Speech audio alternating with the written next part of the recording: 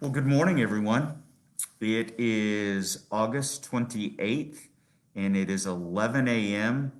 And as you can see, I'm physically in the office and maybe administration building, and I'm pretty pleased to be giving an address from here. In fact, I think it's the first time since we started this in March that I've given an address from here. As you all know, I'm Rich Downsworth. I serve as the president, and we've been doing periodic updates since we made the decision mid-March to go online and remote. And I'm going to try to give us a little bit of an update where the institution is, and then answer any questions. So if you have any questions, please feel free to start adding them in the comment section. So I'm starting with the branded masks on, right? They look pretty good and they feel pretty good. They're a nice material. All of our students received these, our faculty received them, and our staff received them. I'm in my office with the door closed, so I feel pretty comfortable taking it off. But as I wanted to start there, I want to share with y'all what our students, faculty, and staff received as it relates to COVID-19. All right?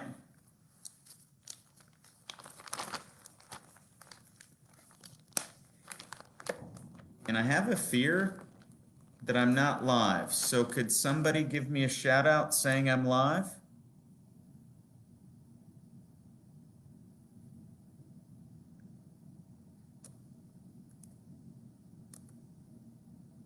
All right, well, I'm going to keep going. So our students received what's called an Ozarks Promise. So in the promise, in the packet, it gives them information about what we expect from them as we think about how things are going to go forward. The front side talks about the offense. We want a face mask. We want space. We want to wash our hands, and we want to widen the gap between us. Then we also have a defense. How do we protect ourselves from a defensive perspective? That we're going to check on our own temperature, our own behavior, that we're going to rest, that we're going to quarantine, and hopefully, God willing, there'll be a vaccine sometime in the next year. And then the backside has a Q&A for all of the questions and most common things that people might want. Further, in the bag that the students received, the faculty, staff received, were the kinds of pieces and parts. One, everybody received 2 of these masks that we provided. I know that I've been getting asks from alumni and friends going, can I get one? Can I get one? We have a few extra. We're working on what it looks like for the bookstore to set up and be able to sell them. And then we're also looking at how we can distribute some of the extra ones we have. In addition, in our handy little bag, you have disposable masks. For when you've forgotten one or you don't have what you need, you've got your disposables. We also have the branded hand sanitizer, and at each of our buildings, there's a bulk dispenser so that folks can refill. And as I mentioned last week, when you walk in a building, you have to physically walk by a freestanding sanitizer that's going to, it disperses quite a bit as you walk by. Also in your handy dandy little bag is a lanyard. Hopefully folks are attaching their masks to the lanyard so that it doesn't come off. Also on the lanyard is the key, the clean key that allows folks to only touch their own stuff as they're either hitting the automatic openers or as they're opening the doors. So we're pretty pleased that information is out. As I mentioned, we're live, we're open. It was a rocky opening, rocky in all sorts of ways. As I mentioned last week, we had positives that hit us pretty hard the first couple of days. We're starting to see the trend go back down as folks have gone through the quarantine and are now released. We have a couple of students and staff that were sick, but they appear to be coming out the other side of it. And we're starting to release people from isolation and quarantine. You'll see that we've tested nearly 160 people. You'll start to see that our test positivity rate is starting to come down. Now, we'll tell you that next week things may change. We're bringing in the Arkansas Department of Health, and they're going to do 500 tests of students, faculty, staff, in an effort to make sure that we're confident in the numbers that we're seeing, and just to see where we are, and to make sure that we've done everything we can to protect our students and our faculty and staff. That's where we are from a COVID standpoint. It's changing the dynamics of campus. Classrooms are in buildings that weren't classrooms, so parking is in different spaces. We're seeing traffic patterns change. Everybody's just a little bit, or at least our returning students, faculty, and staff are just a little bit, I guess, off, because everything's changed. Our new students don't know any different, so we're working with them to go, great, let's just keep going. And I'm optimistic. I'm thankful, and I'm appreciative of all the people and the countless hours that folks have put into to allow us to be face-to-face, educating the students that want to be here. Now, at the same time I say face-to-face, there are a couple of nuances to that. You heard me say earlier this year we were going to open near 900 students. We didn't. We're going to be more in the mid-low 800s. We're finalizing that as the first week of class. But just as we're in the mid 800s, we also have over 100 students that are studying with us that aren't physically in Clarksville, Arkansas. There are students that said, hey, I would prefer to go online, or there are students who, because of travel restrictions and other things, just physically couldn't be here to be face-to-face with us. And we're accommodating them. Many of them, we hope they'll be with us in January. And if this prolongs and they can't be, well, then we'll work with them in January and continue to educate them and deliver on the promises we've made. Also, as we're opening, I want to give you some really amazing news, or what I consider some pretty amazing news. In the backdrop of all of this, we've continued to receive amazing support for the Climb Higher campaign, the campaign for students, and specifically over the last year, it's been the support towards science.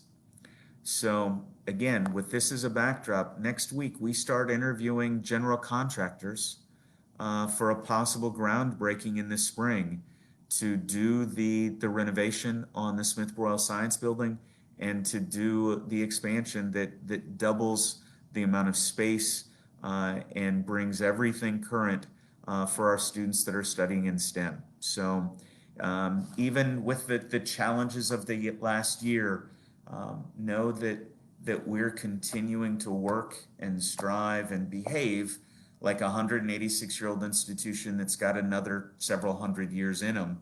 And luckily and thankfully, we're blessed with people who believe that too, and are saying, hey, I'd like to get that done. What would it take for me to support you in that? So we've still got work to do. We still have fundraising to do over the next 6 months to bring that one home. But it's our hope that we'll be bringing that home in early April, and that the Board of Trustees will authorize that construction. I know that's a stark juxtaposition between the challenges of how do you reopen and how do you do construction. We're moving forward, and luckily our students are going with us, and our faculty and staff are going with us. So those are my brief updates. Let me see if there are questions that folks have, and then if there are not, then there are a couple other things that I'll share. I'm just scanning to see if there are questions.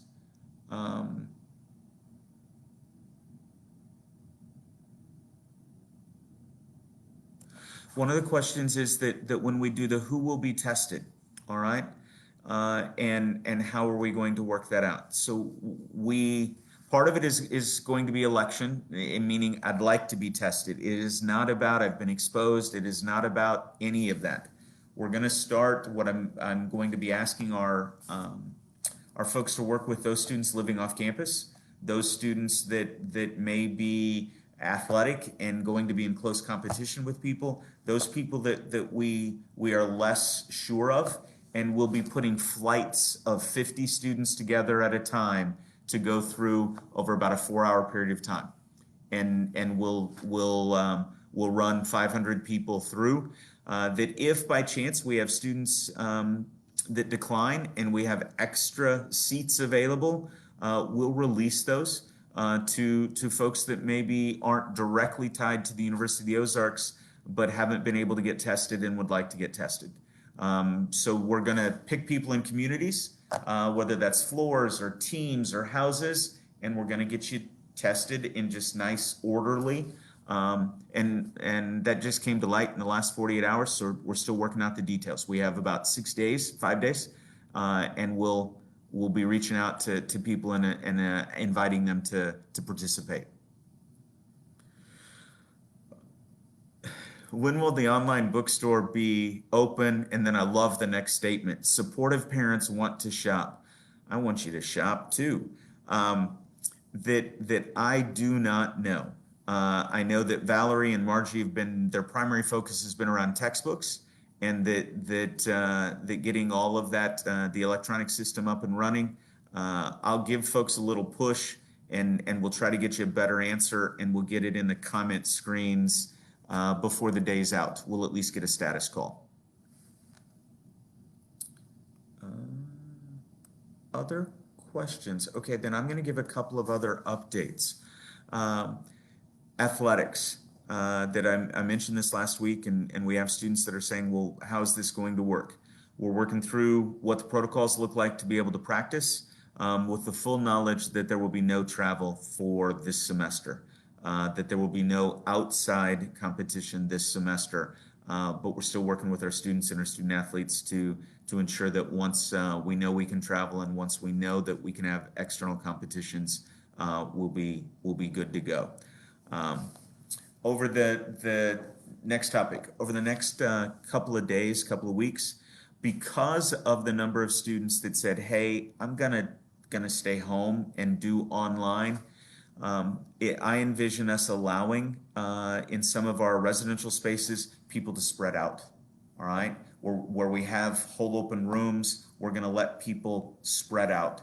That's not a promise. It's going to be an offer to go, okay, how do we do this? And all of that's in an effort to, one, feel as comfortable as I can, but then also how to be as safe as I can. All right. Next piece, commencement. What does December commencement look like? What does May commencement look like? For those of you planning to schedule to graduate in December, commencement, the planning process we're doing is an all digital virtual commencement. That we are not confident in our ability to bring 1,000 people to campus and do a commencement in the winter because it's required. We'd be required to be inside, either in the chapel, the gym, the this, the that, and we're just not confident that that's the right thing to do. So we're working on what does a fully digital virtual commencement look like, and can we do it and do it well, right? And then May, our plan is that we're back in the mall and that we're doing a May commencement with baccalaureate, and that we're in the mall celebrating the class of 2021. For my graduates from the class of 2020 that did not have a traditional commencement, that did not get a commencement, you're going to be invited to participate in either the virtual December commencement or come back for the May commencement. And that depending on the numbers that say they want to come back for the May commencement, we will do one of two things.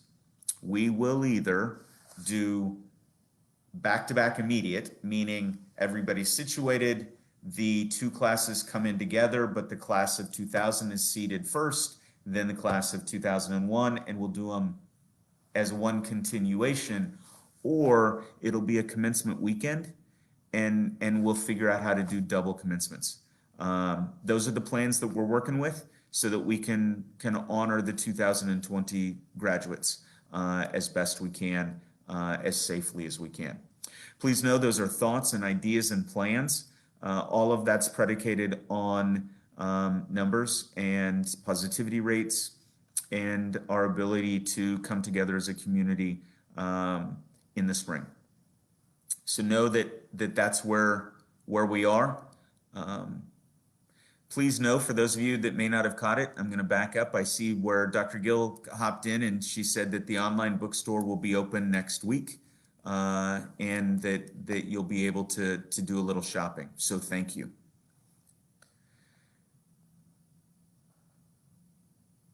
All right, how is the university reacting to students who feel uncomfortable in their housing right now and how the virus is spreading on campus? All right, Garrett, I'm going to give you a little push. And for folks who don't know me, know that I know the student on the other end of this. It's that last sentence, how the virus is spreading, how the virus was spreading. All right, the numbers are coming back down. All right, and that's what this year is going to look like. It's going to do this for months. And that's what we've planned for, is that we'll put a fire out and then another one's going to come up, and we'll put that fire out and then another one's going to come up. We're planning for that role. And what we have is we have a series of houses around campus. We have a series of apartment buildings where if a student is exposed, we'll move them to quarantine as soon as we know that. We'll allow for the incubation period to happen, typically 3 days. Then we'll have them tested to see where they are. If they're in quarantine and isolation and test positive, then we've got them covered from an academic standpoint. If they don't test positive, they will continue to stay in isolation until that incubation period has passed and they have an additional negative test, and then they will return to the campus body. All right? So our hope is that as we think about students and feeling comfortable, the first thing I'll ask is, are we playing offense or are we just playing defense? Let's get you on the offense side so that we're doing what we can. And then if it's, hey, well, because of where I live is what makes me uncomfortable. Okay, that's one of those questions where we go, are there other options? Are there other options for me to relocate? There probably are other options. Not to relocate into the quarantine and isolation spaces, because we need those for students who might might get exposed later. But there are other options.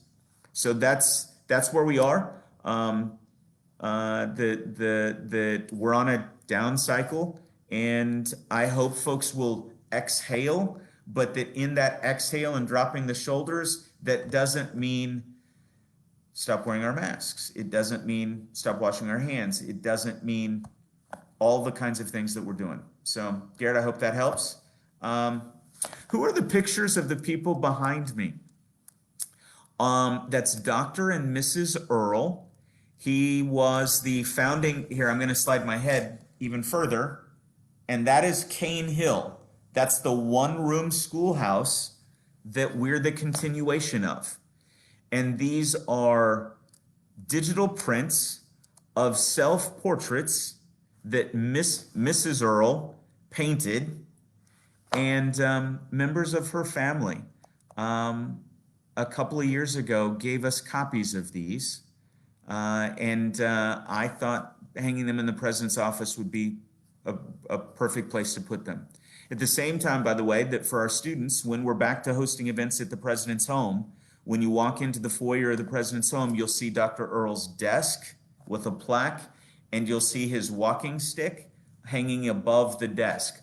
All of those were gifts from descendants of his family that came back to campus a few years ago and presented them to us. So thanks for asking.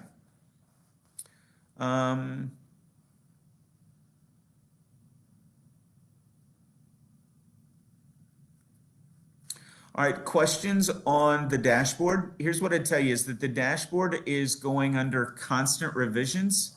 In fact, 3 of our senior students, who I believe are all math majors, who have just finished the data science and data analytics boot camp this summer. They were part of that test group that took about 10 weeks of class. they've worked with Ms. Garcia and said, hey, we'd like to take over the reporting because we think we can show you how to do this using what we've learned in our classes, and that it will be more informative to the campus community. So Corey, I know you asked the question, hang tight because I think you're going to see a lot of changes on how that dashboard presents. And we kind of gave the keys to the car. We're going to keep posting, but we gave the keys to the car to some students that said, hey, we can do it better if you'll let us apply what we've learned in our classes to data visualization. Okay? And I'll be sure they see your question on, should we not see the cumulative or is it just the active? My fear, Corey, is the cumulatives. I need folks to stick around long enough to read all the information. And then we don't screenshot the cumulative and post it to social media and say the house is on fire. You know, it's not Chicken Little. But we'll heard, and we'll continue to work on how we present that information so that folks can be as informed as possible. Other questions?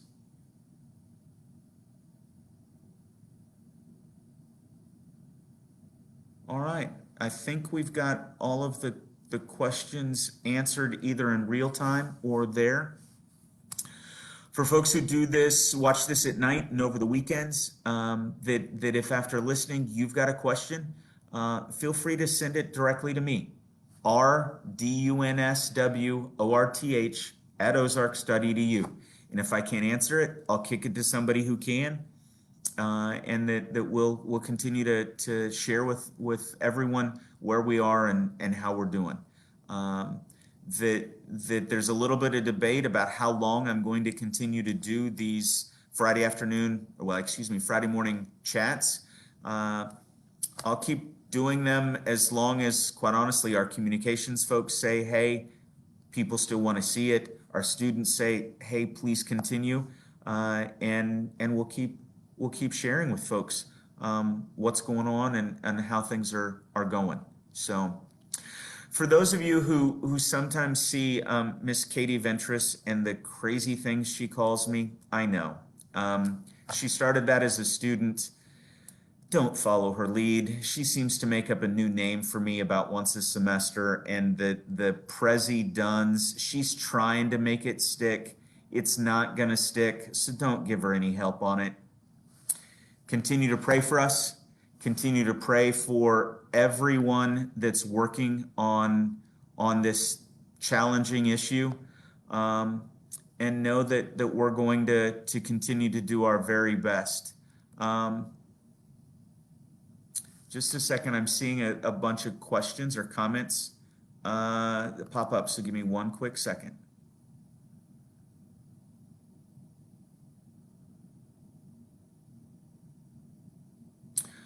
Questions on testing.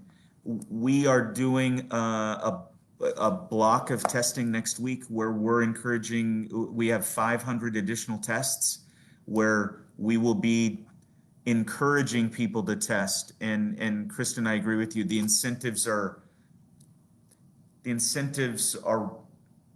problematic. We're going to encourage, ask, plead with the campus community to do the tests here on campus. And the Arkansas Department of Health is our partner in that. They're bringing in a crew so that we can do 500 tests quite quickly. And then once we get a better baseline of where we are, then we'll start talking about what other kinds of testing we do after that. So again, pray for us, pray for the university, our students, pray for the leadership of this country. I'd also ask that you pray for Clarksville, that we've had a couple of protests that have been peaceful. And then we had one a week ago that got really, really tense. We have another rally. It's not a protest, it's a rally that's scheduled for next week. And when I say we, the we in that is because I'm a citizen of Clarksville. The university isn't sponsoring the rally, but I assume that faculty, staff, students will participate in the rally.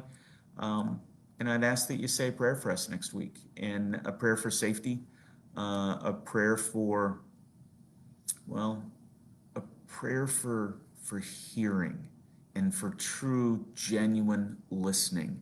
And that I think if we listen to one another, it'll be okay next week. Say a prayer for the cities that are struggling and the families that have lost loved ones in all of the challenges that we see. And know that we're forever thankful for everything you do for us. God bless, and we'll see you next week.